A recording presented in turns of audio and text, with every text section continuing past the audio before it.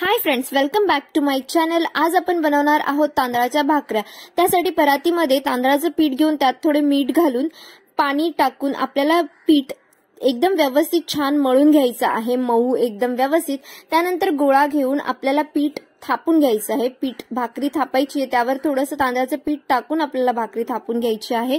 आणि फ्रेंड्स, ज्यांना थापून भाकऱ्या येत नसतील ना, तर एक वेगळ्या पद्धतीने उकडूनही भाकऱ्या करतात।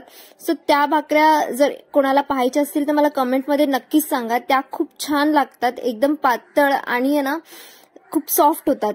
त्यामुळे तुम्ही मला कमेंटमध्ये नक्की सांगू शकता तुम्हाला पाहायचे असतील तर। सो मी आता व्यवस्थितरित्या थापून घेणार आहे भाकरी। सोबत मी गॅसवर तवा सुद्धा तापवून ठेवलेला आहे आणि तवा आपल्याला छान तापवून घ्यायचा आहे। आणि मी व्यवस्थित भाकरी थापलेली आहे। सो आता मी ती भाकरी तव्यावर टाकत आहे आणि आता त्या भाकरीवरती पाणी टाकून पाणी व्यवस्थित स्प्रेड करून घ्यायचं आहे। भाकरी छान भाजल्यानंतर आपल्याला भाकरी परतून घ्यायची आहे। अशीच मी ही भाकरी शेकून घेणार आहे।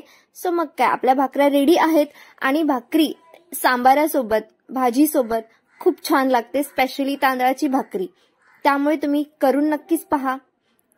आणि आपली भाकरी रेडी आहे, तयार आहे। सो सर्व करून घेऊयात।